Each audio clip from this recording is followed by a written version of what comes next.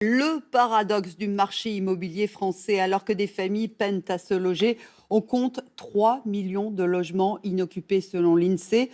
Face à ce constat, le gouvernement veut inciter les propriétaires à louer leurs biens.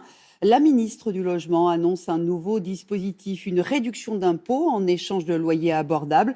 Le principe existait déjà, il devrait être simplifié et plus avantageux. Julien Bigard, Aranza, Belderin. Voici en quelques images une invraisemblance. Des appartements et maisons vides qui ne trouvent pas preneur quand beaucoup ont bien du mal à se loger en France.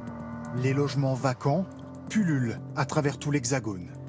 Pyrénées-Atlantiques, 8,1% du parc immobilier. Paris, la capitale, 8,5%. Dans les zones où les personnes ont des difficultés à trouver un habitat, 300 000 logements seraient ainsi vacants.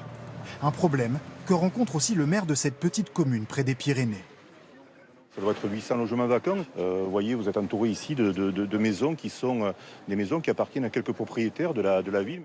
Pour mettre fin à ce paradoxe, le gouvernement va encourager les propriétaires à baisser les loyers grâce à une incitation fiscale élargie dans toute la France. Une baisse de 15% du loyer par rapport à la moyenne du marché entraînera une réduction d'impôt de 15%. Une baisse de 30% du loyer, là, l'impôt diminuera de 35% sur le revenu foncier. Beaucoup de Français sont éligibles au logement aidé, au logement social, au logement intermédiaire et ne trouvent pas. Et donc c'est important qu'ils aillent trouver dans le parc privé.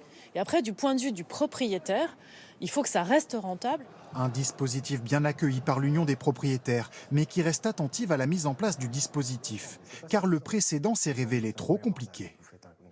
Il n'y a pas que cette question financière qui compte.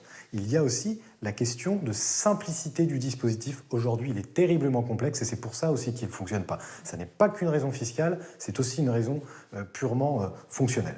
Le gouvernement espère convaincre plus de 200 000 propriétaires de logements de baisser leur loyer.